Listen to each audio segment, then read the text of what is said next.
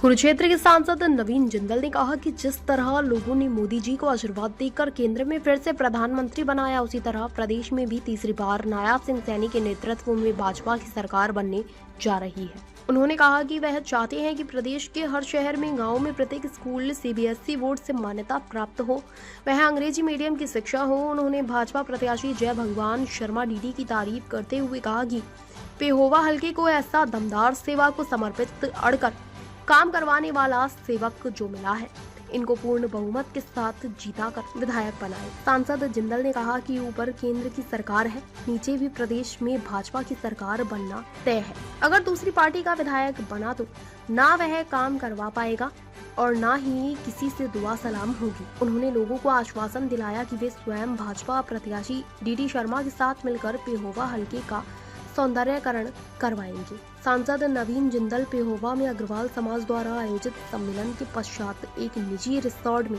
नगर की सभी धार्मिक सामाजिक संस्थाओं, भाजपा कार्यकर्ताओं व नगर वासियों को संबोधित कर रहे थे। इसके पश्चात भाजपा हल्का प्रत्याशी जय भगवान शर्मा डीडी ने कहा कि यदि पेहोवा हल्के की जनता ने उन्हें विधायक बनाने का मौका प्रदान किया तो वह हल्के को चार चांद लगाने में किसी प्रकार की कोई कोर कसर नहीं छोड़ेंगे। जिस प्रकार पेहोवा हल्के से सभी बिरादरियों का पूर्ण बहुमत से समर्थन मिल रहा है, उन्हें विश्वास है कि यह भारी मतों से विजयी होकर पेहोवा हल्के की लोगों की सेवा का व विकास करवाने में दिन रात मेहनत कर जनता की उम्मीद पर खरा उतरेंगे।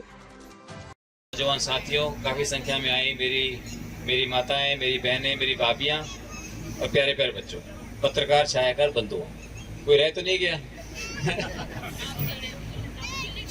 सारी बातें तो मुझसे पहले सारे लोगों ने कह दी, ठीक है। कोई बात छोड़ी तो नहीं इन्होंने, विकास जी ने कोई बात छोड़ी नहीं, इन्होंने सारी बातें कह दी। सारी बातें आप समझ गए, आपने आशीर्वाद भी दे दिया, ठीक है। आपने सबने जो है आशीर्वाद भी दे दिया।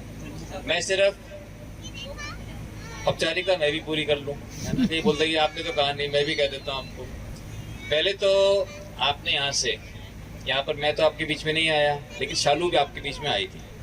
शालू आपके बीच में आई थी, पता नहीं क्या कह के गई है आपको, लेकिन आपने मुझे यहाँ बहुत आशीर्वाद दिया और मैं पहली बार, तीसरी बार मुझे सेवा का मौका मिला, जिसके लिए मैं अपनी तरफ से, अपने परिवार की तरफ से और भारतीय जनता पार्टी की तरफ से आप सभी का हाथ जोड़ के सभी का बहुत बहुत धन्यवाद करता हूँ, आभार व्यक्त करता हूँ।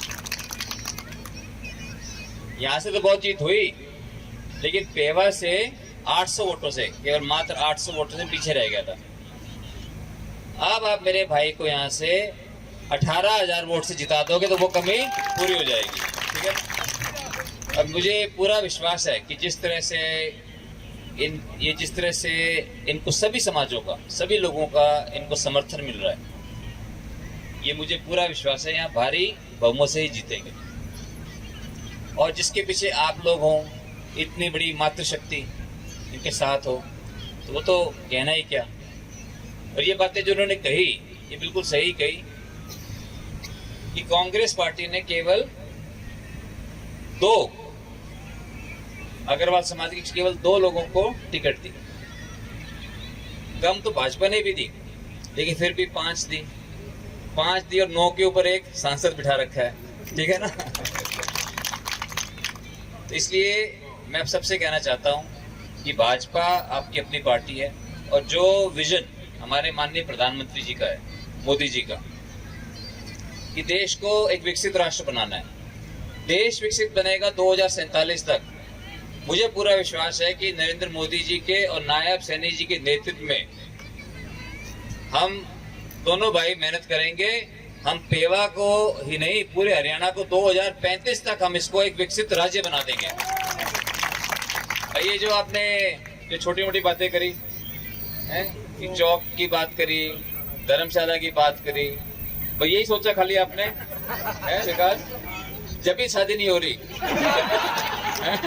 कि गांव के अंदर, खाली हम शहर की बात नहीं कर रहा, मैं चाहता हूँ हर गांव के अंदर, हर गांव में स्कूल जो है सारे सीबीएसई बोर्ड होने चाहिए, सारे इंग्लिश मीडियम स्कूल होने चाहिए, शिक्षा का स्तर बेहतर होना चाहिए, पेवा बहुत साफ सुथरा सुंदर शहर होना चाहिए, आकर के लगे कि हाँ भाई क्या क्या बात है।